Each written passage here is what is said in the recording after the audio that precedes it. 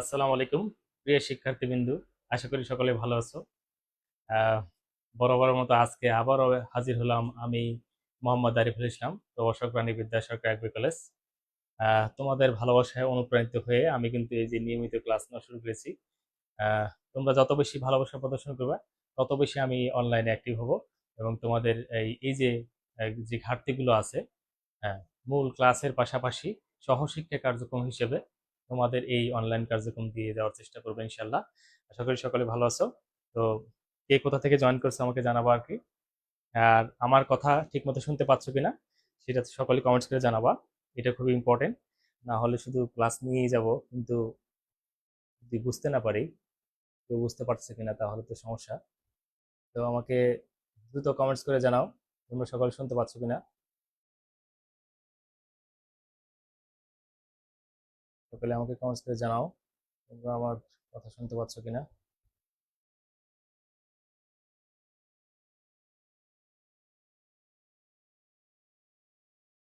রাকিব বলছে কেমন আছেন, আলহামদুলিল্লাহ ভালো আছি। আহ, রাকিব বলছে আসসালামু আলাইকুম, ওয়ালাইকুম আসসালাম।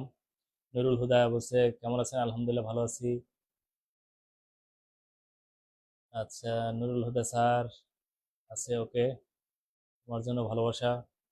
নীরব বলছে জি স্যার শুনতে পাচ্ছি, ধন্যবাদ নীরবকে। হ্যাঁ, তোমরা একটু শেয়ার করে দাও ভিডিওটি, তাহলে সকলে দেখতে পাবে।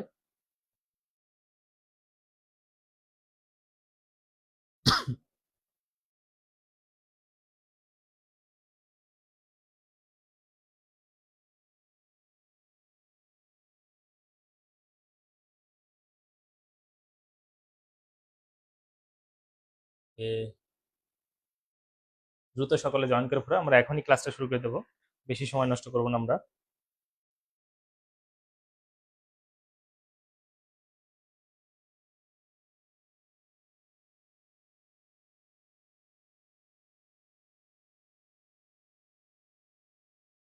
সকলে সরি, ক্লাসটা শেয়ার করে দাও। হ্যাঁ, অনেকে জয়েন করে ফেলছে, দ্রুত সকলে জয়েন করে ফেলো। আমরা বরাবর মতো এই যে নিয়মিত তোমাদের সাথে দেখা হচ্ছে, আমার প্রচন্ড ভালো লাগে কাজ করে যখন তোমাদের সামনে আসি। খুবই ভালো লাগে যখন তোমাদের সামনে এসে ক্লাস নেই। ইব্রাহিম বলেছো স্যার কেমন আছেন, আলহামদুলিল্লাহ ভালো আছি, তুমি কেমন আছো? আহ, ইব্রাহিম সালাম দিয়েছে, ওয়ালাইকুম আসসালাম। নীরব বলেছে জি স্যার, ওকে, ভেরি গুড। আমার প্রিয় স্টুডেন্টরা এখানে সবাই উপস্থিত হয়েছে, আমার খুব ভালো লাগছে। প্রাণ প্রিয় স্টুডেন্টরা এখানে উপস্থিত হয়েছে। নাবিল, নাবিল বলছো স্যার কেমন আছেন, আলহামদুলিল্লাহ ভালো আছি, আশা করছি তুমিও ভালো আছো। হ্যাঁ। আর কি কি কমেন্টস করেছো, সব কমেন্টস এসে দেখা যাচ্ছে না। সিয়াম সালাম দিয়েছো, ওয়ালাইকুম আসসালাম। তারপর ওকে, আমরা কথা না বাড়িয়ে শুরু করে দিই, আমাদের আজকে ক্লাসটা শুরু করে দিই। তোমরা কি বুঝতে পারছো কিনা? টিভি নেবো নাকি এটা?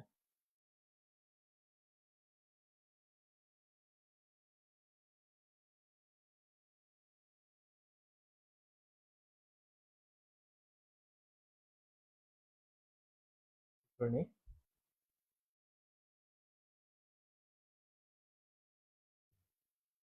হ্যাঁ, অনেকে জয়েন করে ফেলেছো, একটু শেয়ার করে দিবা যেন সকলেই ক্লাসটা দেখতে পারে। হ্যাঁ, সাব্বির বলছে আজকেও কি হাইড্রা পড়াবো, হ্যাঁ আজকেও হাইড্রা পড়াবো, ধারাবাহিকভাবে আমার হাইড্রা ক্লাস শেষ করে দেবো ইনশাল্লাহ। ওকে, সকলে আমার আশা করি খুব ক্লিয়ারলি আমাকে দেখতে পাচ্ছ এবং আমরা ক্লাস শুরু করতে যাচ্ছি এখন। আজকে আমরা পড়বো হাইড্রার ইন্টারনাল স্ট্রাকচার, অভ্যন্তরীণ গঠন নিয়ে আমরা কথা বলবো, হাইড্রার অভ্যন্তরীণ গঠন নিয়ে আমরা কথা বলবো। তো চলো যাই, শুরু করে দিই। তো তোমরা যেটা প্রথমে দেখতে পাচ্ছ আর কি, যে একটা হাইড্রার ছবি দেখতে পাচ্ছ, একটা হাইড্রার ছবি, এবং সেই হাইড্রাকে কিন্তু দেখো একদম স্লাইস করা হয়েছে, একদম স্লাইস করা হয়েছে, স্লাইস করে। হ্যাঁ, আশা করি সকলে দেখতে পাচ্ছ, হাইড্রাকে স্লাইস করা হয়েছে এখানে, একদম ছুরি দিয়ে একদম ফালি ফালি করা হয়েছে, ফালি ফালি করে একটা স্লাইস এখানে রাখা হয়েছে, দেখতে পাচ্ছ সকলে। এখান থেকে কেটে এনে একটা স্লাইস এখানে রাখা হয়েছে। এই সেই হাইড্রা স্লাইসের ভিতরে কিন্তু ফাঁকা, দেখতে পাচ্ছ এই জায়গাটা কিন্তু পুরোটাই ফাঁকা, ভিতরে ফাঁকা। এবং আমরা কিন্তু সহজে দেখতে পাচ্ছি এইটা সেই হলো হাইড্রার যে দুটি স্তর। আমরা এই ছবিটাকে কিন্তু আমরা পাশে নিয়ে এইখানে দেখাচ্ছি আর কি। এই ছবিটা আলো ক্লিয়ারলি দেখানো যাচ্ছে এই ছবিটা। তো এই ছবিটা দেখতে পাচ্ছি যে এইটা হলো এই অংশটা হাইড্রা হলো, হ্যাঁ, এপিডার্মিস। মাঝখানে নীল অংশ যে দেখতে পাচ্ছ, এই নীল অংশ, এই অংশটা আমি লাল দাগ দিয়ে দিচ্ছি। এই অংশটা হলো তোমার হলো মেসোগ্লিয়া, এখানে থাকে মেসোগ্লিয়া। আর এর নিচে যে অংশটা দেখতে পাচ্ছ এই অংশটা, এখান দিয়ে এই যে অংশগুলো এখানে এইটুকু হলো তোমার হলো গ্যাস্ট্রোডার্মিস। সো এখন আমরা যেটা করব, ধরো আমরা এখান থেকে কিছু অংশ কেটে নিলাম, এইটুকু অংশ আমরা কেটে নিলাম, কেটে নিয়ে আমরা এইখানে নিয়ে চলে আসলাম আর কি। নিশ্চয়ই সকলে বুঝতে পারতেছো যে মূল ফাংশনটা দেখো। প্রথমে হাইড্রাকে আমরা এইভাবে কেটে ফেলেছি, স্লাইস করছি। একটা স্লাইস নিচে মনে করো সালাদ, আমরা অনেক সময় শশাকে এইভাবে কাটি না, এরকম করে শশাকে কাটি, কেটে কেটে ধরো একটা স্লাইস নিছি আমরা, গোল একটা স্লাইস নিছি। সেই গোল স্লাইসটা কোনটা, এইটা হলো সেই গোল স্লাইসটা। এখন এইটাই আমরা একটু বড় করে এখানে দেখাচ্ছি, সেই গোল স্লাইসটা মূলত এইটাই। এবং এইটার যখন স্লাইস যাবে তো ভিতরে কিন্তু এরকম ফাঁকা জায়গা থাকবে, একটা গহ্বর থাকে, তার নাম হলো সিলেন্টারন। এবং এই যে বাইরে একটা স্তর থাকবে, এর নাম হলো এপিডার্মিস। এবং ভিতরে যে স্তর তার নাম হলো কি, গ্যাস্ট্রোডার্মিস। এগুলো আমরা দেখতে পাচ্ছি, স্তরগুলো দেখতে পাচ্ছি। ক্লিয়ারলি কি বোঝা যাচ্ছে?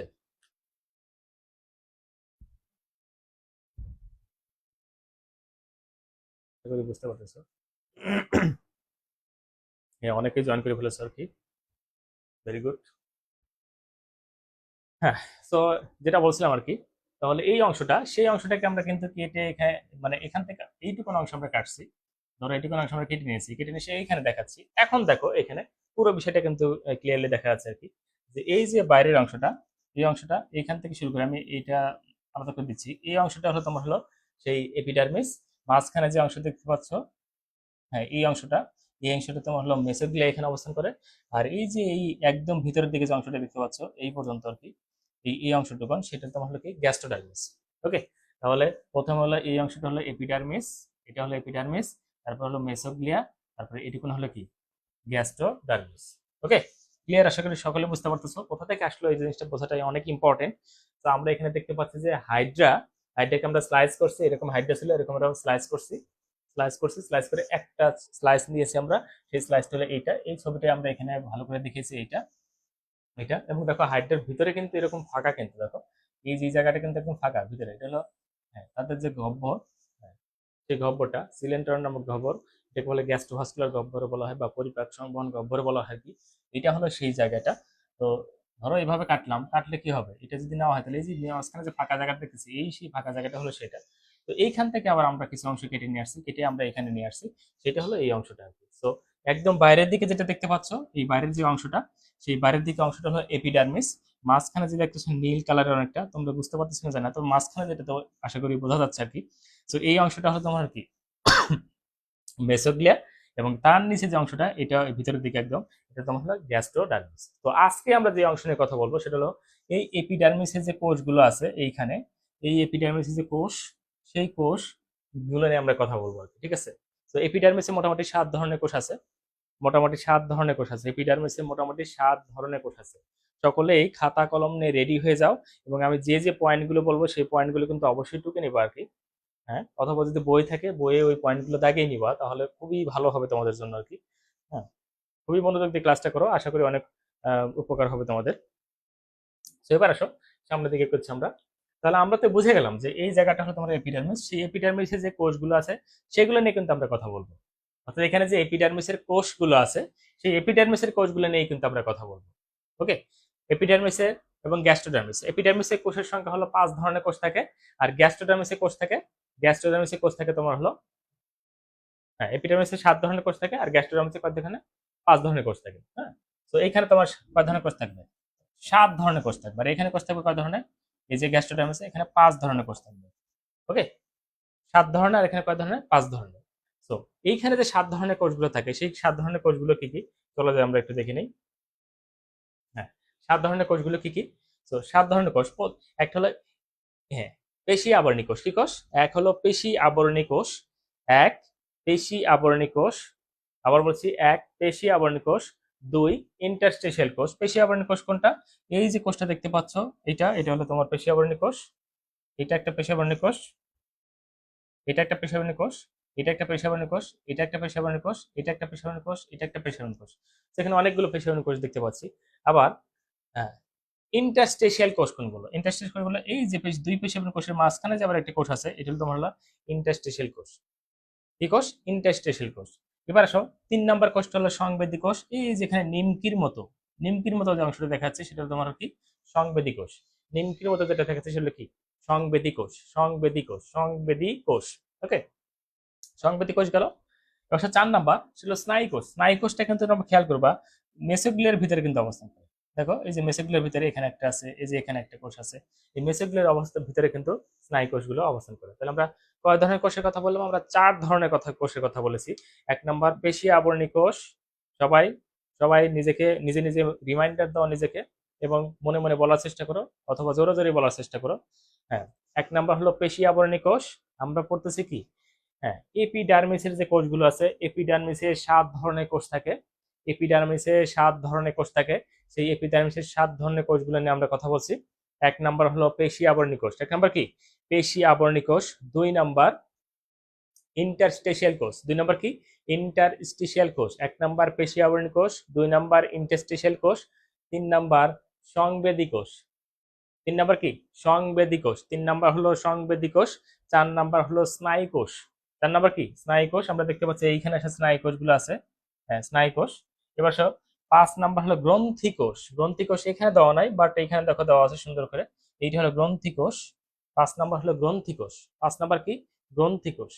ওকে, 5 নাম্বার হলো গ্রন্থি কোষ। এবার 6 নাম্বার জনন কোষ। 6 নাম্বার কি? জনন কোষ। এখানে দেওয়া নেই, আমরা পরবর্তী দেখে নেবো। যেমন এইখানে আছে, এই যে জনন কোষ এখানে আছে, এই যে জনন কোষ এখানে আছে। এটা হলো 6 নাম্বার জনন কোষ। এবং 7 নাম্বার হলো নিডোসাইট কোষ। 7 নাম্বার হলো নিডোসাইট কোষ। 7 নাম্বার হলো নিডোসাইট কোষ। দেখো এইখানে একটা নিডোসাইট কোষ কি করে এই যে এখানে অবস্থান করতেছে, একটা নিডোসাইট কোষ অবস্থান করতেছে। তো এই হলো 7 ধরনের কোষ। এই 7 ধরনের কোষ হলো এপিডার্মিসে থাকে। তাহলে কি কি কোষ থাকে? 1 নাম্বার পেশি আবরণী কোষ, 2 নাম্বার ইন্টারস্টিশিয়াল কোষ, 3 নাম্বার সংবেদী কোষ, 4 নাম্বার স্নায়ু কোষ, 5 নাম্বার গ্রন্থি কোষ, 6 নাম্বার জনন কোষ এবং 7 নাম্বার নিডোসাইট কোষ। তো নিডোসাইট কোষ। তো এই 7 ধরনের কোষ থাকে, কিন্তু একটা জিনিস মাথায় রাখবা, এই যে আমরা এপিডার্মিসের 7 ধরনের কোষগুলো যে পড়ছি, আবার আমরা যখন গ্যাস্ট্রোডার্মিসে পড়বো সেখানে কিন্তু আমরা 6 ধরনের কোষ পাবো আর কি। তো 5 ধরনের কোষ পাবো, সরি। গ্যাস্ট্রোডার্মিসে আমরা 5 ধরনের কোষ পাবো। তার মানে এপিডার্মিসে 7 ধরনের কোষ পেলেও আমরা গ্যাস্ট্রোডার্মিসে পাচ্ছি কয় ধরনের? 5 ধরনের কোষ। তো দুটি কোষ কিন্তু মিসিং। তো এখন তোমরা কি কেউ বলতে পারবা যে কোন দুটি কোষ মিসিং এখানে, অর্থাৎ গ্যাস্ট্রোডার্মিসে কোন দুটি কোষ থাকে না? একটু দ্রুত কমেন্টস করে আমাকে জানাও। গ্যাস্ট্রোডার্মিসে কোন দুটি কোষ থাকবে না? এই যে 7 ধরনের কোষ বললাম এপিডার্মিসে, এই 7 ধরনের কোষের মধ্যে 2 ধরনের কোষ কিন্তু তোমার কোথায় থাকে না? হ্যাঁ, 7 ধরনের কোষের মধ্যে 2 ধরনের কোষ আমার কোথায় থাকে না? এপিডার্মিসে থাকে না, গ্যাস্ট্রোডার্মিসে থাকে না আর কি। তো সেগুলো আমাকে জানাতে হবে কমেন্টস করে যে কোন দুটি কোষ থাকে না। তো তোমরা অনেক ক্লিয়ারলি বুঝতে পারছো, এখন আসলে ক্লিয়ারলি বুঝতে পারবা। একটু অস্পষ্ট ছিল আর কি। হুম, হ্যাঁ। তো যেটা বলছিলাম আমি, যে এই যে আমরা বললাম 7 ধরনের কোষ, আমাকে কমেন্টস করে জানাবা যে কোন দুটি কোষ। হ্যাঁ, কোষের 3D সিট দেখো স্যার, একটু জুম করলে ভালো হয়, দেখতে সুবিধা পেতাম। স্যার অনেক সুন্দর হচ্ছে, থ্যাংক ইউ। কেমন বলছো স্যার? বোর্ডের ডিসপ্লেতে শুধু কালার আপডেট করে সাদা হয়ে যায়, এই জন্য এটা ব্যবস্থা করবে ইনশাল্লাহ, খুব দ্রুত ব্যবস্থা করবো। গতকাল চেষ্টা করছি, পারিনি, তবে ইনশাল্লাহ 2-1 দিনের মধ্যে এই সমস্যার সমাধান করে ফেলবো আর কি। হ্যাঁ, এখন তুলনামূলক দেখো একটু ক্লিয়ারলি দেখতে পাবো আশা করি। তুলনামূলক ওইখানে একটা সাদা চিত্র, এই যে চিত্রটাই মূলত সমস্যা। সাদা চিত্রের কারণে এই ধরনের সমস্যা হচ্ছে আর কি। তো লেখাগুলো দেখতে আশা করি সমস্যা হচ্ছে। আমরা বলছি যে এই যে এপিডার্মিসে এপিডার্মিসে আমাদের কয় ধরনের কোষ থাকবে? হ্যাঁ, 7 ধরনের কোষ থাকবে এপিডার্মিসে।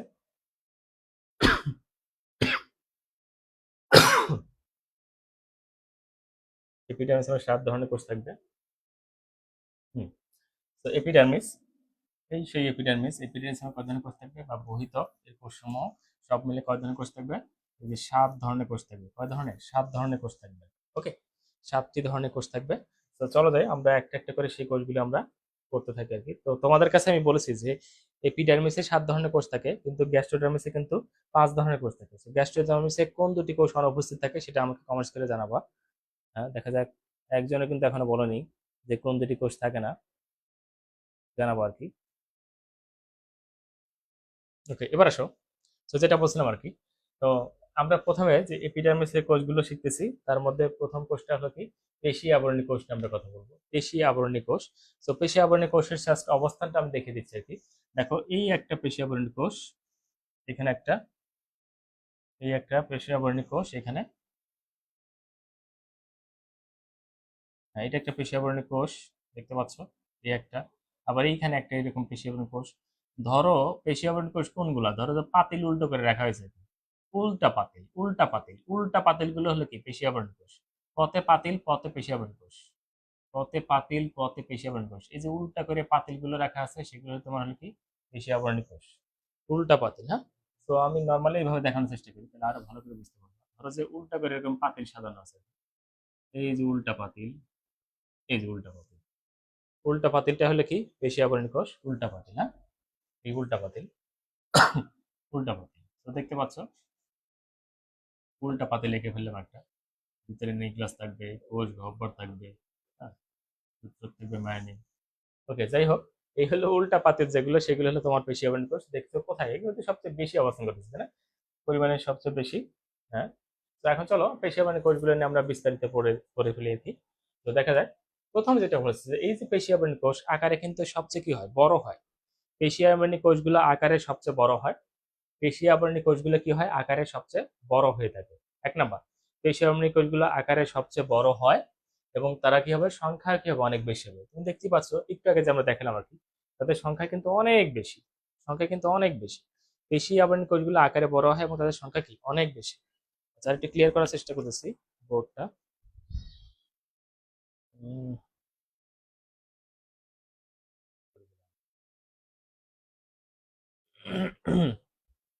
ক্লিয়ারলি বোঝার জন্য চেষ্টা করতেছি, বোঝানোর জন্য। দেখা যাক। হ্যাঁ, আশা করি এখন বুঝতে পারতেছো।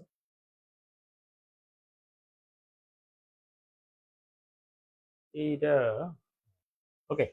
তো আশা করি সকালে ক্লিয়ারলি দেখতে পাচ্ছ এখন, ইনশাল্লাহ। হ্যাঁ, নীরব কমেন্টস করেছো, জনন কোষ এবং নিউরোসাইট কোষ, এই দুটি কোষ কোথায় পাওয়া যায় না? হ্যাঁ, এই দুটি কোষ আমরা, হ্যাঁ, গ্যাস্ট্রোডার্মিসে পাই না। ভেরি গুড, খুবই চমৎকার আনসার দিয়েছো। এই দুটি কোষ আমরা এখানে দেখতে পারি না। আমরা এটা একটু অন করে নিই।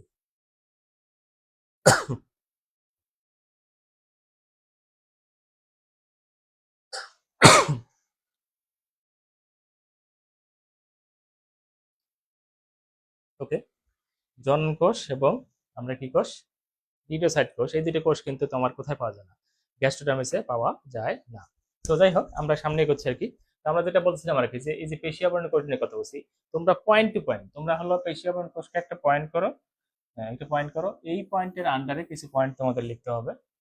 এই পয়েন্টের আন্ডারে কিছু পয়েন্ট তোমরা লিখবা। 1 নাম্বার পয়েন্ট লিখবা, সেটা হলো পেশি আবরণী কোষগুলোকে আকারে বড় হয়, কি হয়, 1 নাম্বার, পেশি আবরণী কোষগুলো কি হয়, আকারে বড়, আকারে বড় এবং সংখ্যায় বেশি। 1 নাম্বার, পেশি আবরণী কোষগুলো আকারে বড় এবং সংখ্যায় বেশি। পেশি আবরণী কোষগুলো আকারে বড় এবং সংখ্যায় বেশি। পেশি আবরণী কোষগুলো আকারে বড় এবং সংখ্যায় বেশি। এটা হলো 1 নাম্বার। পেশি আবরণী কোষগুলো কি, আকারে বড় এবং সংখ্যায় বেশি।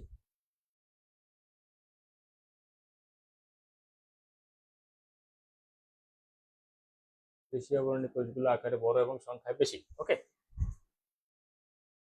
প্রথম 2-4 দিন একটু সমস্যা হবে সেটিংস নিয়ে, আস্তে আস্তে ইনশাল্লাহ ঠিক হয়ে যাবে আর কি। আশা করি সকলেই খুব সহজেই বুঝতে পারবে আস্তে আস্তে।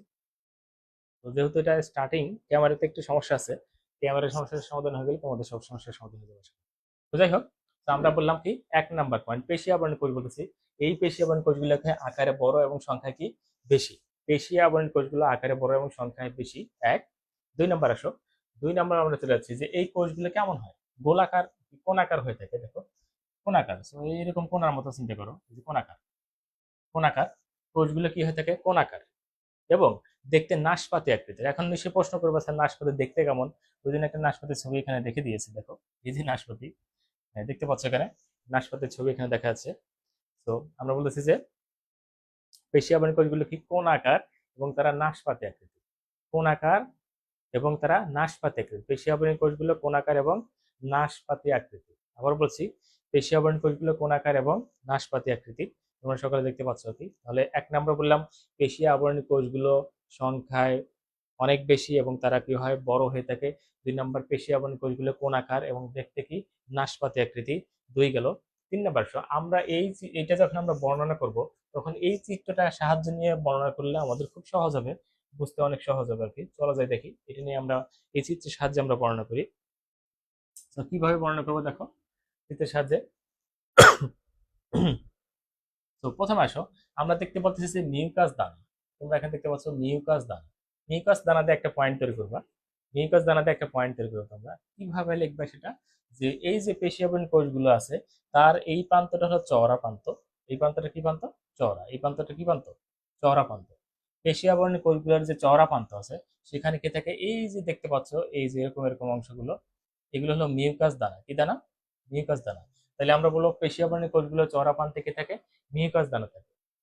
পেশি আবরণী কোষগুলো চওড়া প্রান্তে কি থাকে? মিউকাস দানা থাকে। এটা আমরা বলে ফেললাম। পেশি আবরণী কোষগুলো চওড়া প্রান্তে কি থাকবে? মিউকাস দানা থাকবে। ওকে, এটা একটা বিষয়। তারপর আসো, এই পেশি আবরণী কোষে কি থাকে? একটা বড় নিউক্লিয়াস থাকে। এখানে দেখতে পাচ্ছ একটা বড় নিউক্লিয়াস। বড় নিউক্লিয়াস এবং এক বা একাধিক কি থাকে?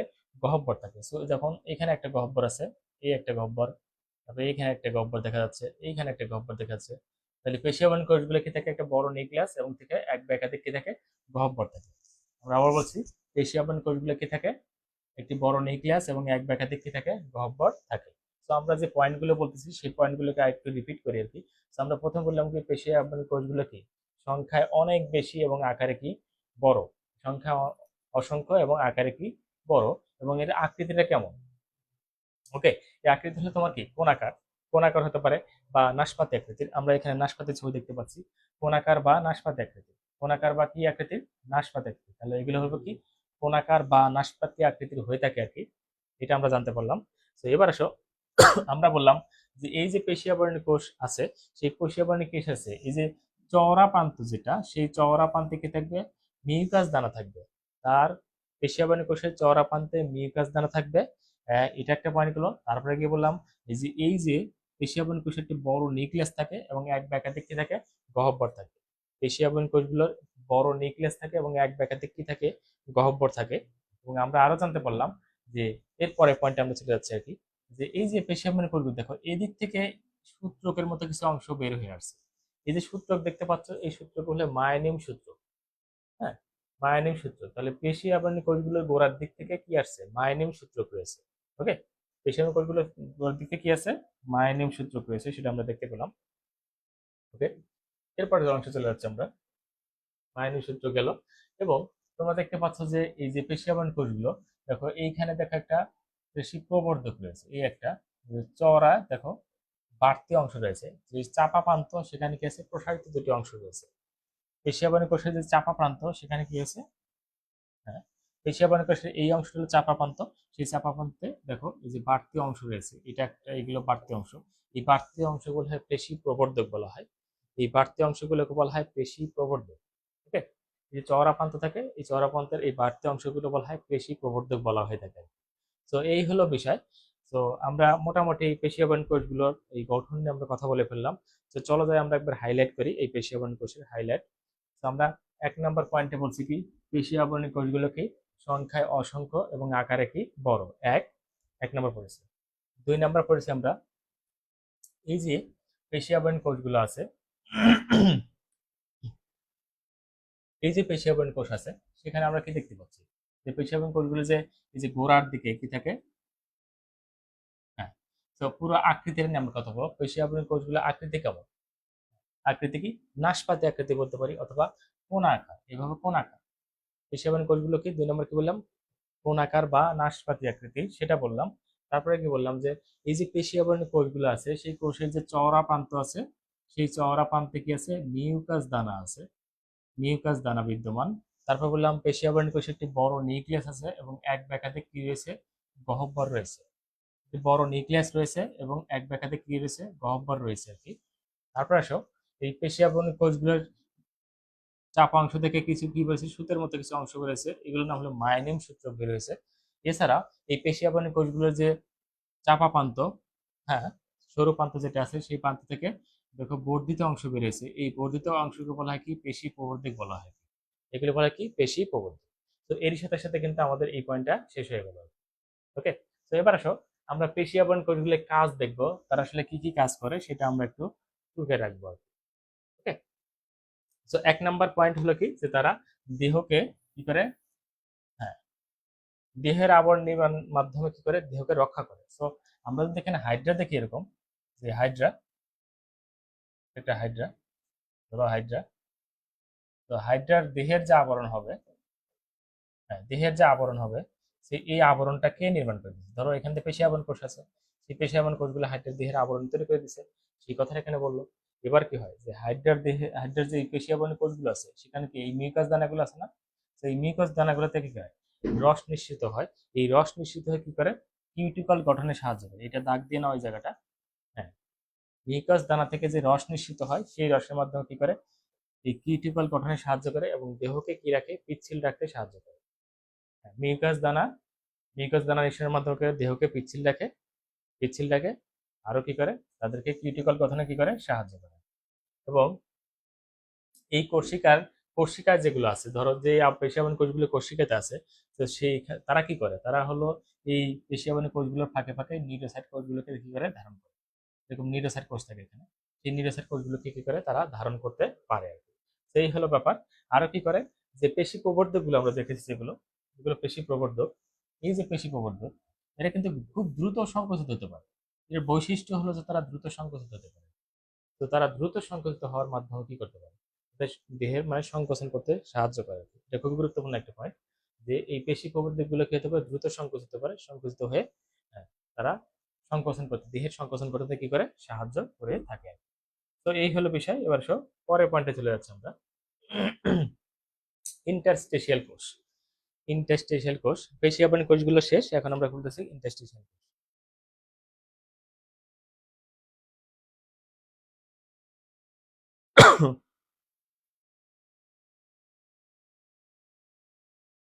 গহ্বরের মাঝখানে অলয়েস, প্রশ্ন করেছে সুমাইয়া অ্যানি, হ্যাঁ, গহ্বরের মাঝখানে অলয়েস রস থাকবে, এটাই স্বাভাবিক। তোমরা যেমন কোষ গহ্বর দেখছো, এখানে কিছু না কিছু লিকুইড বা অন্যান্য বিভিন্ন ধরনের পদার্থ থেকেই থাকে আর কি। তো প্রশ্ন করেছে, আহ, কিছু না কিছু থাকে আর কি। ওকে, ভেরি গুড, সুন্দর প্রশ্ন করেছো। আচ্ছা, আরো কোনো প্রশ্ন করেছো কিনা? কিউটিকল একটা আবরণ, সামিল জিজ্ঞেস করেছে, কিউটিকল একটা আবরণ আর কি। এই আবরণটা তার হাইড্রেট দেহের বাইরের যে আবরণ আর কি, সেই আবরণটা গঠিত হয় এটা দিয়ে। ওকে, ভেরি গুড। তারপরে 3D চিত্র দেখালে ভালো হতো, কোষের 3D চিত্র, ভালো বলেছো আর কি। ইনশাল্লাহ, এটা মাথায় থাকলো, আমার মাথায় এটা আছে, আস্তে আস্তে এটা সবকিছু হয়ে যাবে। ওকে, জুম কিন্তু করা হয়েছে সাব্বিরুল। ওকে, ঠিক আছে। তো চলো যাই, আমরা এখন শিখি হলো ইন্টারস্টেশিয়াল কোর্স শিখবো। তোমরা একটু ধৈর্য ধরে ক্লাসটা করো, আমাদের যদিও এখানে কিছু লাইটিং এর প্রবলেম হচ্ছে, এটা 2-1 দিন ক্লাস নিলে আশা করি ইনশাল্লাহ ঠিক হয়ে যাবে আর কি। কিছু লাইটিং এর সমস্যা হচ্ছে আর কি, আশা করি ঠিক হয়ে যাবে খুব দ্রুত আর কি। যাই হোক, ওটা কি আমাদেরকে আমরা আরো ক্লোজ করে দিই।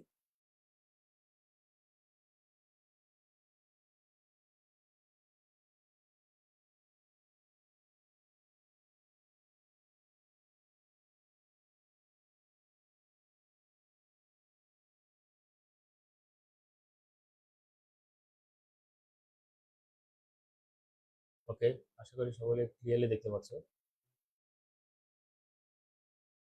লাইটিং এর সমস্যা একটু আছে।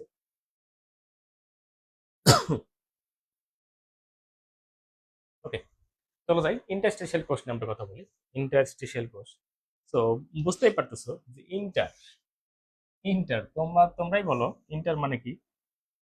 ইন্টার, এই যে ইন্টার, ইন্টার শব্দের অর্থ কি তোমরা বলো। ইন্টার, তোমরা যে পড়াশোনা করো এইচএসসি লেভেলে পড়াশোনা করতেছো, তো আমরা কিন্তু আগে কিন্তু এটাকে বলা হচ্ছে ইন্টারমিডিয়েট বলা হতো আর কি, মধ্যবর্তী একটা অবস্থা আর কি। তো ইন্টারমিডিয়েট আর কি, তো তোমরা সেই ইন্টারমিডিয়েট অবস্থানে আছো আর কি। তো ইন্টার স্পেশাল মানে অবস্থান, তো কোথায় অবস্থান করো, মাঝামাঝিতে অবস্থান করো। কার মাঝামাঝিতে, পেশি আবরণী কোষগুলোর মাঝামাঝি। তো তোমরা দেখতে পাচ্ছ এই যে পেশি আবরণ কোষ অর্থাৎ কলসি, এই একটা কলসি, এই একটা কলসি, এই একটা কলসি, এই পেশি আবরণ কোষগুলো ফাঁকে ফাঁকে দেখো, এই একটা, এই একটা, এই যে পেশি আবরণ কোষগুলো ফাঁকে ফাঁকে ত্রিকোণ আকৃতির এক ধরনের কোষ বিদ্যমান থাকে, সেগুলোর নাম হলো কি ইন্টারস্টিশিয়াল কোষ। আবার বলছি, পেশি আবরণ কোষগুলো ফাঁকে ফাঁকে যে ত্রিকোণ আকৃতির কোষগুলো আছে সেটা হলো কি তোমার ইন্টারস্টিশিয়াল কোষ। চলো যাই, পরবর্তী স্লাইডে চলে যাচ্ছি। এগুলো তোমার হলো ইন্টারস্টিশিয়াল কোষ। তো এই ইন্টারস্টিশিয়াল কোষগুলো নিয়ে আমরা কথা বলছি, তোমরা পয়েন্ট আউট করে নাও। এক নাম্বার পয়েন্ট, এক নাম্বার পয়েন্ট হলো, হ্যাঁ এক নাম্বার পয়েন্ট, এটা এক নাম্বার পয়েন্ট, ঠিক আছে। আচ্ছা, তাহলে কি পেশি আবরণী কোষগুলো ফাঁকে ফাঁকে তারা অবস্থান করবে। তারা দেখতে কেমন হবে? গোল আকার হতে পারে, আবার ডিমের মতো হতে পারে, ডিম ডিম ডিমের মতো হতে পারে, গোল আকার হতে পারে, অথবা ত্রিকোণ আকার হতে পারে, তিন কোণ আকৃতি হতে পারে, একটা তিন কোণ আকৃতি। তাহলে কি হতে পারে তারা? গোল আকার হতে পারে, ডিম আকার হতে পারে, বা তিন কোণ আকৃতি। আশা করি সবাই কি এখন ক্লিয়ারলি দেখতে পাচ্ছ? আশা করি কিন্তু বোর্ড কিন্তু এখন খুবই ক্লিয়ারলি দেখা যাচ্ছে মনে হয়। আমি ল্যাপটপে দেখতে পাচ্ছি, ক্লিয়ারলি দেখা যাচ্ছে। ওকে না? হ্যাঁ, তুহিন কমেন্ট করেছো, ওকে। আশা করি স্পষ্ট দেখা যাচ্ছে এখন। সো এটা কোনো সমস্যা না, আমরা এই যে ক্লাস নিতে নিতেই কিন্তু এই সমস্যাগুলো সমাধান হয়ে যাবে ইনশাল্লাহ। সমস্যা যেখানে সমাধানও সেখানে। তো এটা নিয়ে চিন্তা ভাবনা কোনো কারণ নেই, আস্তে আস্তে কিন্তু সেগুলো সব সমস্যা সমাধান হয়ে যাবে ইনশাল্লাহ। তো আসো, আমরা যেটা বলছিলাম যে ইন্টারস্টেশিয়াল কোশ্চেন বলেছি, ইন্টার মানেই হলো মধ্যবর্তী অবস্থা, মাঝামাঝিতে। তাহলে পেশি আবরণী কোষগুলোর ফাঁকে ফাঁকে কি করবে? এই ইন্টারস্টেশিয়াল কোষগুলো অবস্থান করবে। তাদের অবস্থান নিয়ে আমরা কথা বললাম, এবং তারা দেখতে কেমন হবে? সেটা গোল হবে, ডিম্বাকার হবে, বা ত্রিকোণ আকৃতি হতে পারে। তো এই হলো বিষয়। এবং তাদের ভিতরে কিন্তু একটা বড় নিউক্লিয়াস আছে, তোমরা দেখতে পাচ্ছ এই যে বড় একটা কি রয়েছে, নিউক্লিয়াস। লাল কালি, লাল নিউক্লিয়াস বানিয়ে ফেললাম একদম। তাদের ভিতরে কি আছে? একটা বড় নিউক্লিয়াস রয়েছে, সকলে দেখতে পাচ্ছ। তাদের ভিতরে একটা কি রয়েছে? বড় নিউক্লিয়াস রয়েছে। সো এই হলো খুব সহজ বিষয়। এবং যেহেতু এটা একটা কোষ, তো কোষের মাঝখানে কিন্তু আরো ধরনের যে বিভিন্ন উপাদান থাকা দরকার সেগুলো কিন্তু থাকে, যেমন হলো তোমার এন্ডোপ্লাজমিক রেটিকুলাম, মাইটোকন্ড্রিয়া, বা অন্যান্য যেসব উপাদান থাকে সেগুলো তো থাকতে পারে, কোষীয়াঙ্গনও থাকতে পারে। তো সিম্পলি ওগুলো আমাদের অত ইম্পর্টেন্ট বলা দরকার নেই, আমরা সিম্পল কথায় বলে যাব যে এই যে ইন্টারস্টিশিয়াল কোষগুলো নিয়ে কথা বলবো, তবে অবস্থান নিয়ে কথা বলবো, যে ইন্টারস্টিশিয়াল কোষগুলো কোথায় অবস্থান করতেছে। সেগুলো পেশি আবরণী কোষগুলো ফাঁকে ফাঁকে অবস্থান করে। তারপর তাদের আকার নিয়ে কথা বলবো, আকারগুলো কেমন, তারা গোলাকার বা ডিম্বাকার বা ত্রিকোণাকার এই ধরনের আকৃতি তারা হতে পারে। তারপর তার ভিতরে কি কি থাকতে পারে? যেমন একটা বড় নিউক্লিয়াস আছে, আরো কি থাকে, কোষীয় বিভিন্ন অঙ্গ থাকতে পারে, এন্ডোপ্লাজমিক রেটিকুলাম, মাইটোকন্ড্রিয়া, হ্যাঁ এগুলো থাকতে পারে। তো যাই হোক, এই হলো আমার ইন্টারস্টিশিয়াল কোষের গঠন। এবার ইন্টারস্টিশিয়াল কোষের কাজে চলে যাচ্ছে আমরা। তো এটা কিন্তু খুবই ইম্পর্টেন্ট একটা কোষ, মাথায় রাখবা। ইন্টারস্টিশিয়াল কোষে আমরা কাজে চলে যাচ্ছে আর কি। তো দেখো, তো প্রথম যে কাজটা, এগুলো কি করে ইন্টারস্টিশিয়াল কোষগুলো, এই যে তাদের কিন্তু একটা বিশেষত্ব আছে। বিশেষত্ব হলো যে তারা যে কোনো সময় যে কোনো ধরনের কোষে কি হতে পারে? পরিণত হতে পারে। তো এটা তাদের কিন্তু অসীম একটা ক্ষমতা, চমৎকার একটা ক্ষমতা কিন্তু তার এটা। ইন্টারস্টিশিয়াল কোষগুলো যে কোনো কোষে কি হতে পারে? পরিণত হতে পারে আর কি। সো তারা কিভাবে হচ্ছে সেটা দেখা যাচ্ছে। জি স্যার, বোঝা যাচ্ছে, সামিল বলেছো, থ্যাংক ইউ, ধন্যবাদ। ওকে। সো সো ইন্টারস্টেশিয়াল কোষ তার কাজ, তো তারা যে কোনো কোষে কি হতে পারে? রূপান্তরিত হতে পারে। সো তারই একটা অংশ হিসেবে তারা কি, দেখো, তারা মুকুল তৈরি করতে পারতেছে। অর্থাৎ ধরো এই যে হাইড্রা, হাইড্রা, এই যে হাইড্রা, হাইড্রার দেহ কিন্তু এরকম থেকে কি তৈরি হতে পারে? এইখান দিয়ে এরকম মুকুল তৈরি হতে পারে, হ্যাঁ এরকম মুকুল, মুকুল তৈরি হচ্ছে। তো এই মুকুল তৈরি হচ্ছে, যে মুকুলটা তৈরি হচ্ছে সেটা কোন কোষ থেকে? দেখাচ্ছেন না, নিচে একটা থাকে, মুকুল তৈরি হচ্ছে সেটা কোথা থেকে? ইন্টারস্টিশিয়াল কোষ থেকে কিন্তু মুকুলগুলো তৈরি হচ্ছে। তো সমস্যা,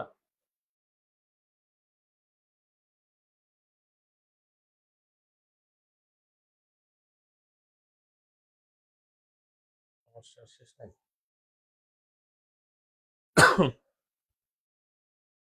ওকে।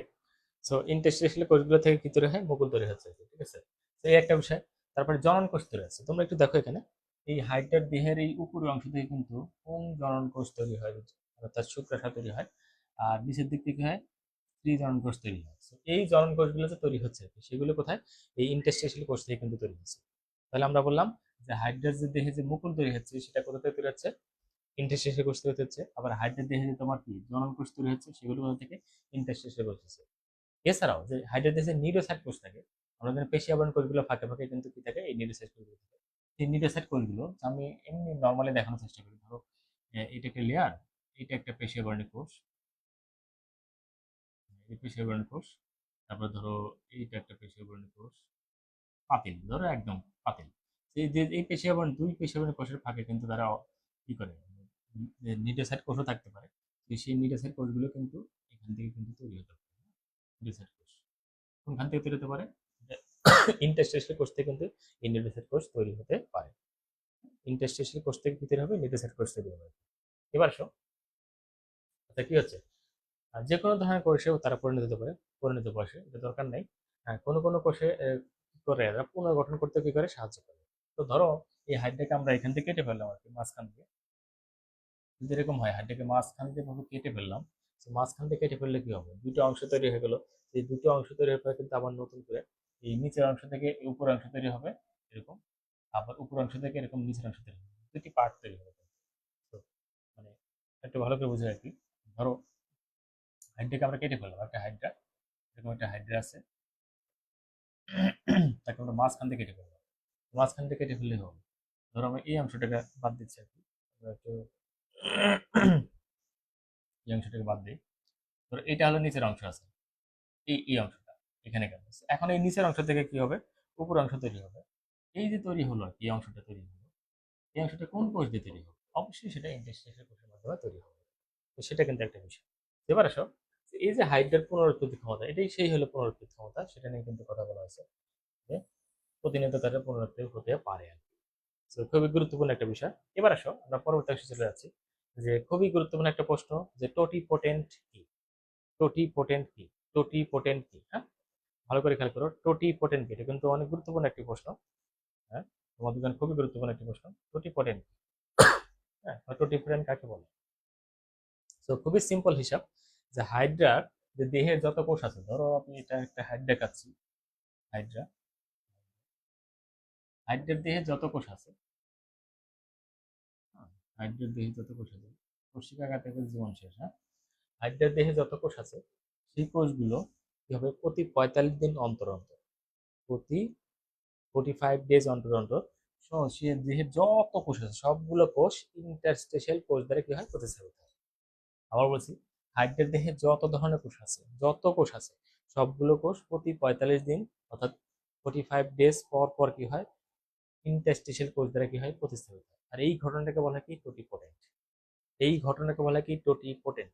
আবার বলছি, হাইড্রার দেহের যত কোষ আছে সবগুলো কোষ কি হয়? ইন্টারস্টেশিয়াল কোষ দ্বারা কি হয়? প্রতিস্থাপিত হয়। হাইড্রার দেহের যত কোষ আছে সবগুলো কোষ ইন্টারস্টেশিয়াল কোষ দ্বারা কি হয়? প্রতিস্থাপিত হয়। আর এই যে ইন্টারস্টেশিয়াল কোষ দ্বারা প্রতিস্থাপিত হয়, হতে কত? 45 দিন, প্রতি 45 দিন অন্তর অন্তর হাইড্রার দেহের সবগুলো কোষ ইন্টারস্টেশিয়াল কোষ দ্বারা প্রতিস্থাপিত হয়। আর এই ঘটনাকে বলা কি? টোটিপোটেন্ট বলা হয়। কি বলা হয়? টোটিপোটেন্ট। ওকে, খুবই গুরুত্বপূর্ণ একটা প্রশ্ন। ওকে, আশা করি সকলে বুঝতে পারছো আর কি। ওকে, আশা করি সকলে বুঝতে পারছো। আমরা বললাম যে হাইড্রার দেহের যত কোষ আছে প্রতি 45 দিন অন্তর অন্তর সমস্ত কোষগুলো ইন্টারস্টেশিয়াল কোষ দ্বারা কি হয়? প্রতিস্থাপিত হয়। আর এই ঘটনাকে বলা কি? টোটিপোটেন্ট। ওকে, এর সাথে সাথে কিন্তু এটা আমাদের শেষ হয়ে গেল। ওকে, এবার আসো পরবর্তী স্লাইডে আমরা চলে যাচ্ছি। হ্যাঁ, এবার সংবেদী কোষটা আমরা কথা বলবো। সংবেদী কোষ, হ্যাঁ, সংবেদী কোষ নিয়ে আমরা কথা বলছি, যে সংবেদী কোষগুলো কারা। তো এই যে আমার এইটা বলার সময় কিন্তু আমরা একটা টেকনিক অবলম্বন করবো, যে সংবেদী কোষগুলো কোথায় অবস্থান করে। তোমরা সবসময় মনে রাখবে, বেশিরভাগ কোষই কিন্তু ইন্টারস্টেশিয়াল কোষগুলোর ফাঁকে ফাঁকে অবস্থান করে। তো এখানে আমরা ব্যতিক্রম কিছু বলবো না। এখানে আমরা বলবো যে পেশি আবরণ কোষগুলোর ফাঁকে ফাঁকে কি অবস্থান করে? সংবেদী কোষ কি করে অবস্থান করে। ধরো এই একটা সংবেদী কোষ, পেশি আবরণ কোষের মাঝে কি করতেছে? সে অবস্থান করতেছে। ওকে, ডান। সিম্পল কথা বলে দিলাম আর কি, যে পেশি আবরণ কোষগুলোর ফাঁকে ফাঁকে কি করবে? সংবেদী কোষ অবস্থান করবে। ওকে, এবার সব সেই সংবেদী কোষ নিয়ে আমরা কথা বলছি।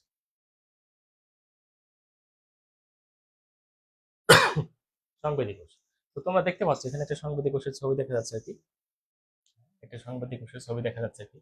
তো এই সংবেদী কোষ, এই সংবেদী কোষ নিয়ে কথা বলবো। প্রথমে তাদের অবস্থান নিয়ে আমরা কথা বলবো, যে সংবেদী কোষগুলো পেশি আবরণী কোষগুলোর ফাঁকে ফাঁকে কি করে অবস্থান করে। সংবেদী কোষগুলো পেশি আবরণী কোষগুলোর ফাঁকে ফাঁকে কি করে অবস্থান করে। সংবেদী কোষগুলো পেশি আবরণী কোষগুলোর ফাঁকে ফাঁকে অবস্থান করে।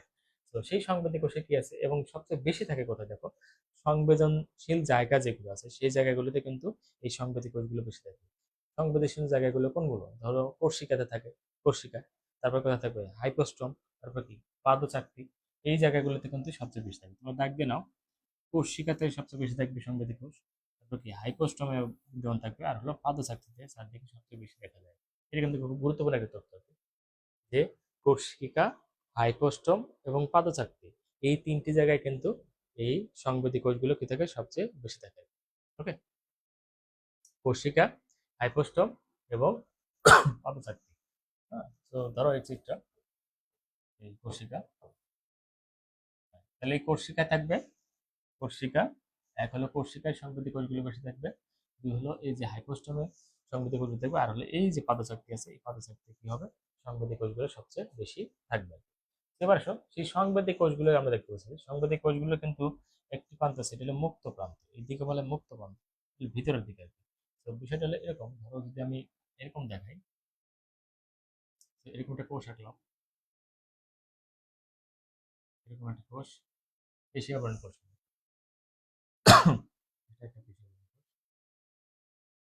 হ্যাঁ পেশি আবরণী কোষ। হ্যাঁ, এখন এই পেশি আবরণী কোষের মাঝখানে এইভাবে কিন্তু সংবেদী কোষ অবস্থান করবে। ধরো এই একটা সংবেদী কোষ, এইভাবে অবস্থান, এই সংবেদী কোষ। এখন সংবেদী কোষের এই যে একটা অংশ, এটা হলো বাইরের দিক, এটা এইটা হলো সেটা, এই অংশটা হলো এই যে বাইরের দিকে যেটা আছে সেটা হলো, এটা বুঝতে পারতেছো? সংবেদী কোষের এটা হলো বাইরের দিক, এই বাইরের দিকে কি থাকে সংবেদী রোম থাকে, কি থাকে সংবেদী রোম থাকে।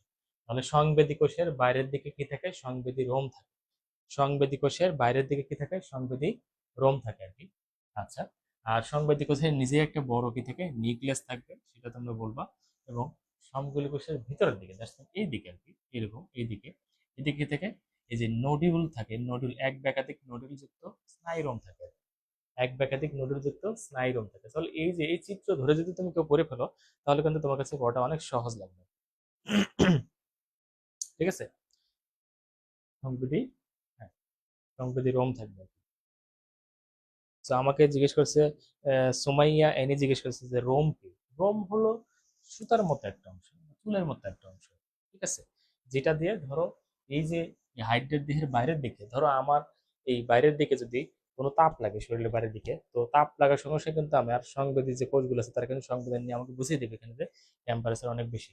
তো এই রোম দিয়ে তারা কিন্তু এই সংবেদনগুলো নিয়ে থাকে, চুলের মতো অংশ বা সুতার মতো যে অংশ সেগুলো হলো কি রোম, এই রোম, ঠিক আছে, এই রোমগুলো আর কি সেটাকে বলা হচ্ছে। আশা করি বুঝতে পারছো আর কি সুমাইয়া।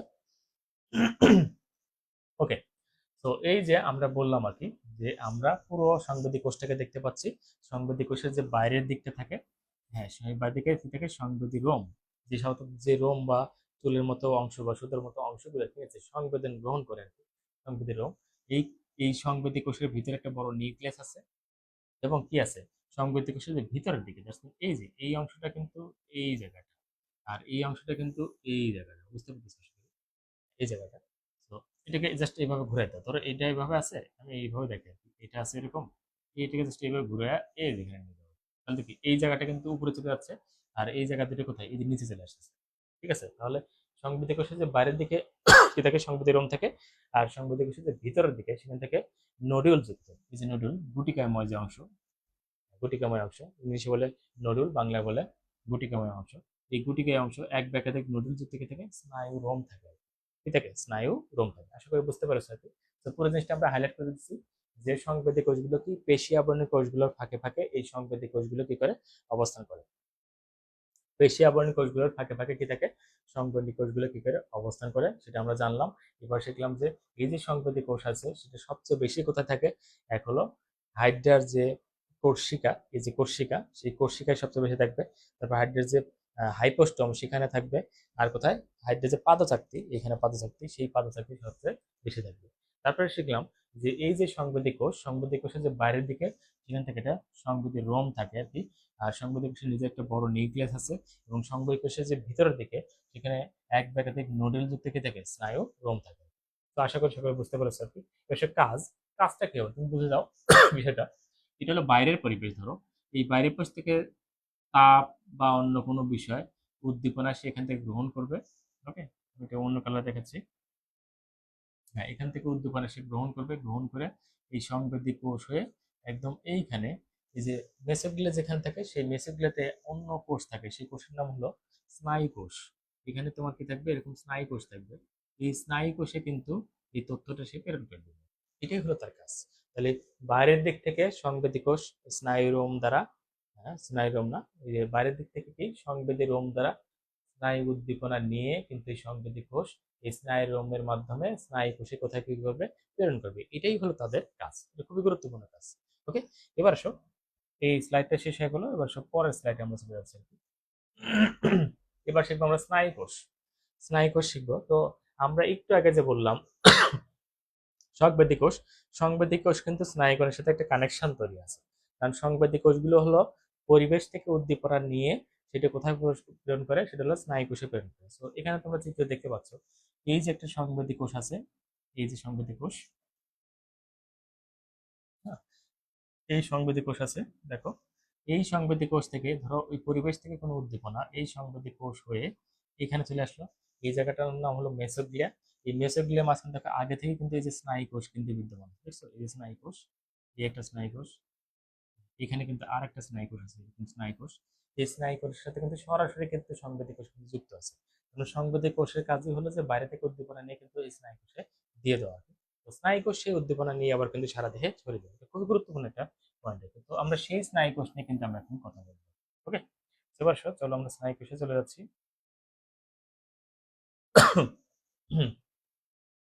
ওকে, তো স্নায়ু কোষ নিয়ে আমরা যে কথাগুলো বলবো, চলো যাই। তো আমরা এখানে দেখতে পাচ্ছি একটা স্নায়ু কোষের ছবি দেখতে পাচ্ছি। ওকে, স্নায়ু কোষের ছবি দেখতে পাচ্ছি যে এই পুরো স্নায়ু কোষটা কিন্তু কোথায় অবস্থান করে, মেসোগ্লিয়া ঘেঁষে অবস্থান করে। আমরা যদি এরকম একটা দাগ টেনে দেখাই, এই মাঝখানে অংশটা মেসোগ্লিয়া, ধরো এগুলোকে আমরা বিভিন্ন কোষ হিসেবে কাউন্ট করি।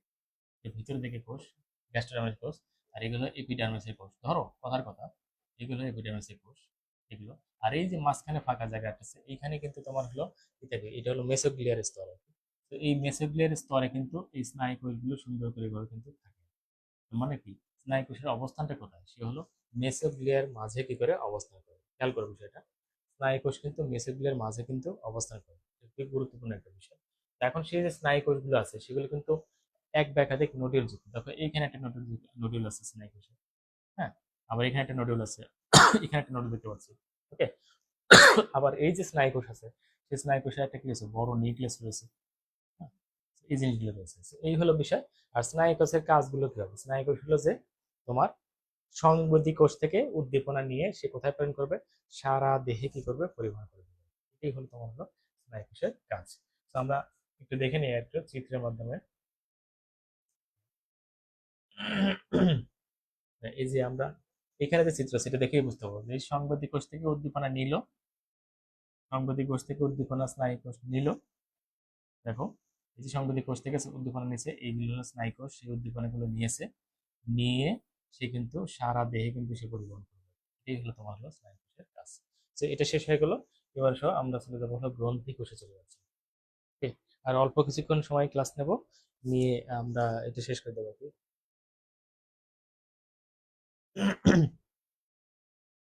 হ্যাঁ, আমি তো আমি তো ব্যতিক্রম কিছু বলিনি। স্নায়ুকোষ তুহিন বলেছে, স্নায়ুকোষ তো উদ্দীপনা গ্রহণ করে। হ্যাঁ অবশ্যই, সংবেদী কোষ থেকে উদ্দীপনা নিয়ে স্নায়ুকোষ গ্রহণ করে সে সারা দেহে কি করে, পরিবহন করে দেয়। ওকে, আশা করি বুঝতে পারছো। হ্যাঁ, তুহিন নিশ্চয়ই বুঝতে পেরেছো আর কি, যে সংবেদী কোষ থেকে বাইরের উদ্দীপনা সংবেদী কোষ নেয়, নিয়ে সে স্নায়ুকোষকে প্রেরণ করে, আর স্নায়ুকোষ সারা দেহে সেই উদ্দীপনা কি করে, পরিবহন করে দেয়। ওকে, আশা করি বুঝতে পেরেছো। এবার আসো, আমরা গ্রন্থি কোষে চলে যাচ্ছি। তোমরা দেখতে পাচ্ছ, যদি এইখানে এই চিত্রে গ্রন্থি কোষের ছবি দেওয়া নাই, কিন্তু এইখানে দেখো সুন্দর করে গ্রন্থি কোষের ছবি দেওয়া আছে। এটা একটা গ্রন্থি কোষ, এটা একটা গ্রন্থি কোষ। তো এই গ্রন্থি কোষ, তো এই গ্রন্থি কোষগুলো কিন্তু তোমার কোথায় অবস্থান করবে, পেশি আবরণ কোষগুলোর ফাঁকে ফাঁকে কিন্তু এই গ্রন্থি কোষগুলো কিন্তু অবস্থান করবে। তো চলো যাই আমরা চিত্রের মাধ্যমে আমরা দেখি ভালো করে গ্রন্থি কোষগুলো। ওকে, তো তোমরা দেখতে পাচ্ছ যে এখানে গ্রন্থিকোষ দেখা যাচ্ছে। তো তোমরা দেখো গ্রন্থিকোষ। তো গ্রন্থিকোষের ভিতরে কিন্তু দেখো দানা আছে, নিউক্লিয়াস বস্তু আছে। তো তোমরা আমাকে একটু বলো দেখি, যে নিউক্লিয়াস বস্তু থাকলে সে কিন্তু কিছু না কিছু সিক্রেশন কিন্তু করবে, সে কোনো পদার্থ সে কি করে সিক্রেশন করে। এটা কিন্তু মিউকাস মিউকাস মিউকাসের একটা বৈশিষ্ট্য, কোনো না কিছু কিছু কি করবে, সিক্রেশন করবে আর কি, ঠিক আছে। তো এই যে ক্ষরণকারী দান, দ্যাটস মিন তারা ক্ষরণ করবে। মিউকাস মিউকাস বস্তু কি করবে, কোনো কিছু ক্ষরণ করবে আর কি। সেখানে আমরা যদি সরাসরি বলি যে তাদের এই মিউকাস মিউকাস মিউকাস মিউকাস বস্তু যারা ধারণ করতেছে, দ্যাটস মিন গ্রন্থিকোষ, এই গ্রন্থিকোষগুলো কোথায় অবস্থান। খুব সিম্পল চিন্তা করো যে আমরা যে খাবার খাই, খাবার খাওয়ার সময় কিন্তু আমরা আমাদের কিন্তু মুখে কিন্তু লালা আসে, লালা আসে। তো মুখে যদি লালা যদি না আসে, স্যালাইভারি গ্ল্যান্ড থেকে স্যালাইভা যে আসে, যদি না আসে, তাহলে কিন্তু আমরা খাবার ঠিকমতো কিন্তু গলাধঃকরণ করতে পারবো না। এমনকি আমাদের জিহ্বার কিন্তু নাড়াচাড়া কিন্তু ঠিকমতো করতে পারবো না। তো এটা কিন্তু খুব গুরুত্বপূর্ণ একটা বিষয়, যে জিহ্বার নাড়াচাড়া করানো আমাদের জন্য সবসময় কিন্তু এই স্যালাইভা কিন্তু আমাদের লাগবে। তো তার মানে কি, খাওয়ার সময় আমাদের কি লাগে, এই কি লাগে, আমাদের স্যালাইভা গুলো লাগে, অর্থাৎ পিচ্ছিল কোনো বস্তু আমাদের লাগে, এটা খুব গুরুত্বপূর্ণ। এখন চিন্তা করো যে এই যে গ্রন্থিকোষ থেকে এক ধরনের রস নিঃসৃত হবে, অবশ্যই সেটা পিচ্ছিল টাইপের কিছু একটা হবে। তো সেটা কোন জায়গায়, হাইড্রার দেহের কোন জায়গায় থাকলে সেটা সুবিধা হয়, অবশ্যই তার মুখে থাকলে সুবিধা হয়। কারণ সে যখন খাবার গ্রহণ করবে, তখন সে খাদ্য গলাৎকরণ করতে কিন্তু এটা সাহায্য করবে। ওকে, এই জন্য দেখো মুখোশিদের চারপাশে কি হবে, এই গ্রন্থিকোষ সবচেয়ে বেশি অবস্থান করে। আরো কোথায় দেখো, হাইড্রার যে পাদচাকতি আছে, এই যে পাদচাকতি, তো সে কি করবে, এই পাদচাকতিতে কিন্তু তার অসংখ্য কি আছে, গ্রন্থিকোষ রয়েছে। তো কাজটাকে দেখো, এখান থেকে অনেক ধরনের পদার্থ নিঃসরণ করবে। পাদচাকতি থেকে এই গ্রন্থিকোষ থেকে রস নিঃসরণ করে কোনো কিছুর সাথে লেগে থাকতে তাকে সাহায্য করবে, বুদবুদ সৃষ্টি করতে তাকে সাহায্য করবে। তো এই জন্য কিন্তু তার এই জায়গা কিন্তু থাকা দরকার। তাহলে তুমি খেয়াল করে দেখো যে হাইড্রার মুখোশিদের চারপাশে এবং পাদচাকতিতে কিন্তু সবচেয়ে বেশি কি দেখে, এই গ্রন্থিকোষ তোমার থাকবে। হাইড্রার মুখোশিদের চারপাশে এবং কোথায়, এই পাদচাকতিতে কি থাকবে, গ্রন্থিকোষ সবচেয়ে বেশি থাকবে। আশা করি বুঝতে পেরেছো আর কি। তাহলে এইখান থেকে যদি মিউকাস ক্ষরণ হয়, দেখো মুখছিদ্রর দিকে চারপাশ থেকে যদি এই গ্রন্থিকোষ থেকে বিভিন্ন পদার্থ ক্ষরিত হয় আর কি, অর্থাৎ মিউকাস ক্ষরণ হয় আর কি, তখন কি হবে, তখন এইখানে খাদ্য বলাৎকরণ করতে কি হবে, সাহায্য করবে। আর যদি পাদচাকতিতে এই যে গ্রন্থিকোষ থাকে, তাহলে এখানে রসক্ষরণ করবে। এতে করে কি হবে, তাকে এই যে বুদবুদ সৃষ্টি করে ভেসে থাকতে কি করবে, সাহায্য করবে। তো আশা করি বুঝতে পারছো কাজ সহকারে। এবার আসো, পরের পয়েন্টে চলে যাচ্ছি। এটা আজকে আমাদের শেষ আলোচনার বিষয়, সেটা হলো জনন কোষ। আশা করি সকলে ধৈর্য নিয়ে এই ক্লাসটি করছো আর কি। হ্যাঁ, সকলে মনোযোগ দিয়ে ক্লাসটা করো। হ্যাঁ, শুভ সালাম দিয়েছে, আসসালামু আলাইকুম। ওয়ালাইকুম আসসালাম, আশা করি ভালো আছো। ওকে, তো আমরা যেটা বলছি জনন কোষ আর কি, তো বুঝতে পারতেছো হাইড্রা তার জনন কাজ সম্পন্ন করার জন্য যে কোষগুলো ব্যবহার করে সেগুলো হলো কি, জনন কোষ। এবং আমরা একটা চিত্রের মাধ্যমে একটা দেখি যে হাইড্রার দেহের যে যে উপরিভাগ আছে, সেই উপরিভাগ থেকে কিন্তু দেখো এইখান থেকে কিন্তু শুক্রাশয়, এই জায়গায় আছে শুক্রাশয়, আর হাইড্রার নিচের দিকে এইখানে, এইখানে কি আছে, ডিম্বাশয় কিন্তু আছে। তাহলে এখানে আছে শুক্রাশয় আর এখানে আছে কি, ডিম্বাশয়। এটা কিন্তু বেশ গুরুত্বপূর্ণ বিষয় আর কি। তো শুক্রাশয় থেকে শুক্রাণু তৈরি হবে এবং ডিম্বাশয় থেকে ডিম্বাণু তৈরি হবে। তো আমরা সেটা দেখতে পেলাম। দর্শক, এই জনন কোষ নিয়ে কিছু কথা বলবো। ওকে, তো জনন কোষের অবস্থান করতে সেটা আমরা জানতেই পারলাম যে হাড্ডার দেহের উপরে ভাগ, দেহের যে উপরের দিক থেকে, ধরো আমি একটা হাড্ডাকে একটা হাড্ডা বড় বড় কোষকে দিয়ে দিলাম। ওকে, তো হাড্ডার দেহের এই যে উপরিভাগ, এই অংশ থেকে কি, এখানে কি থাকবে, শুক্রাশয় থাকবে, আর এই নিচ থেকে কি থাকবে, এদিকে থাকবে ডিম্বাশয় থাকবে। তো স্বভাবতই তোমরা বুঝতেই পারতেছো যে শুক্রাশয় থেকে কি তৈরি হবে, শুক্রাণু তৈরি হবে। শুক্রাশয় থেকে শুক্রাণু তৈরি হবে। আর ডিম্বাশয় থেকে কি, ডিম্বাণু তৈরি হবে। ডিম্বাশয় থেকে ডিম্বাণু তৈরি হবে। তো এই যে শুক্রাশয় থেকে শুক্রাণু তৈরি হয়, তো সেই শুক্রাণুগুলো কি কি থাকে, ধরো আমি যে একটি শুক্রাণু আঁকাই, ধরো এটা একটা শুক্রাণুর মাথা, তারপরে এইটা হলো তার মধ্যখণ্ড, তার কি থাকে, তার একটা নিউক্লিয়াস বাহী মস্তক থাকবে, মস্তক, তারপরে সেন্ট্রিওল যুক্ত একটা মধ্যখণ্ড থাকবে, ঠিক আছে। আর কি থাকবে, একটা বিচরণ ক্ষমতা চলতে পারে এরকমটা কি থাকবে, লেজ থাকবে। এই হলো তোমার হলো শুক্রাণু। আর ডিম্বাণুটা কি, ডিম্বাণু আসলে মূলত বেসিক্যালি আসলে একটা ডিম্বাণু হয় আর তিনটা থাকে হলো কি পোলার বডি। এই তিনটা পোলার বডি কিন্তু নষ্ট হয়ে যায় আর একটা ডিম্বাণু কিন্তু বড় হয়। সেই ডিম্বাণু এই শুক্রাণু এসে ডিম্বাণুর সাথে যখন মিলিত হয় তখন কিন্তু জাইগোট গঠিত হয়। জাইগোট গঠিত হয় তারপর থেকে জন্ম প্রযুক্তি হয় সম্পূর্ণ হয়ে থাকে। তো এই হলো বিষয়। তাহলে আমরা পিন পয়েন্টে যদি বলতে পারি তাহলে যে এই যে এই যে তোমার হাইড্রা তার জনন-কোষের মাধ্যমে কি করতেছে? তাদের যৌন জনন কি করতেছে? সম্পন্ন করছে। তো আমরা ক্লাসের শেষের দিকে চলে আসছি একবারে। এখন তোমাদের কাছে আমাদের একটি প্রশ্ন থাকবে আরকি। সেই প্রশ্নটার অ্যান্সার আশা করি সকলে দিবে। দেখি এই প্রশ্নটা আমরা যা পড়েছি সেইখান থেকে কিন্তু প্রশ্ন এসেছে, মেডিকেলে একটি প্রশ্ন এসেছে। তোমরা দেখতে পাচ্ছ যে হাইড্রার বহিঃত্বকে হাইড্রার বহিঃত্বকে হাইড্রার বহিঃত্বকে সমগ্র স্থান জুড়ে অবস্থান করে নিচের কোনটি? অর্থাৎ হাইড্রার যে বাইরের যে ত্বক আছে সেই বাইরের ত্বকের সমগ্র স্থান জুড়ে কোনটি অবস্থান করে? বলো তো কোনটি? এটা মেডিকেলে আসছে, 18-19 সেশনে আসছে মেডিকেলে। তাহলে কি? এ হলো সংবেদী কোষ, বি হলো নিডোব্লাস্ট কোষ, সি হলো স্নায়ু কোষ, আর ডি হলো পেশি আবরণী কোষ। তোমরা দ্রুত কমেন্টস বক্সে কমেন্টস করে লিখে জানাও যে কোনটি অ্যান্সার হবে। হ্যাঁ, হাইড্রার বহিঃত্বকের সমগ্র স্থান জুড়ে নিচের কোন কোষটি অবস্থান করে? ওকে, দ্রুত কমেন্টস করে জানাও। এক হলো সংবেদী কোষ হবে, দুই হলো কি নিডোব্লাস্ট কোষ হবে, তিন হলো স্নায়ু কোষ হবে, নাকি চার কি পেশি আবরণী কোষ হবে? আশা করি সকলেই অ্যান্সারটা দিতে পারবো আর কি।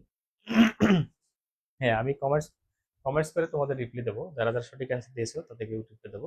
তোমরা কমেন্টস করে আমাকে জানাও যে এটার সঠিক অ্যান্সারটা কি হবে। যে হাইড্রার বহিঃত্বকের সমগ্র স্থান জুড়ে অবস্থান করে কোন কোষটি আর কি অবস্থান করে? কোন কোষটি? সংবেদী কোষ 1 নাম্বার সংবেদী কোষ, 2 নাম্বার নিডোব্লাস্ট কোষ, 3 নাম্বার স্নায়ু কোষ, 4 নাম্বার কি পেশি আবরণী কোষ। তো দ্রুত কমেন্টস করে ফেলো। কমেন্টস করে আমাকে জানাও এটি কোনটি হবে। তো এই হলো বিষয় আজকের ক্লাসটি। আশা করি তোমাদের সকলের ভালো লেগেছে। আর তোমরা যদি এরকম নিয়মিত ক্লাস দেখতে থাকো তাহলে আমিও খুবই অনুপ্রাণিত হব এবং তোমাদের ক্লাস নেওয়ার ব্যাপারে আমি আরো বেশি আগ্রহী হব এবং নিয়মিত ক্লাস দিতে থাকবো ইনশাল্লাহ। তোমাদের অনুপ্রেরণায় কিন্তু আমাদের সামনের দিকে এগিয়ে চলার আহ, পথ আর কি। তো তোমরা তোমরা শিক্ষার্থীরা আমাদেরকে অনুপ্রেরণা দিলেই কিন্তু আমরা এই যে অনেক কষ্ট করে এই ক্লাস নিচ্ছি, কিন্তু তোমাদের এই ভালোবাসার জন্যই কিন্তু এই ক্লাসগুলো নিচ্ছি। তো আশা করি এই ক্লাসটি অনেক ভালো লেগেছে আর কি। তো আজকে আমরা এখানে রেখে দেবো। আগামী কাল অথবা পরশু আমরা জানাবো কখন ক্লাস নেবো। আমরা 9টার সময় সাধারণত ক্লাস নেওয়ার চেষ্টা করবো ইনশাল্লাহ। এবং যে আমাদের যে টুকিটাকি লাইটিং এর সমস্যা আছে সেই সমস্যাগুলো তোমরা আমাদেরকে রিভিউ দিচ্ছ আর কি।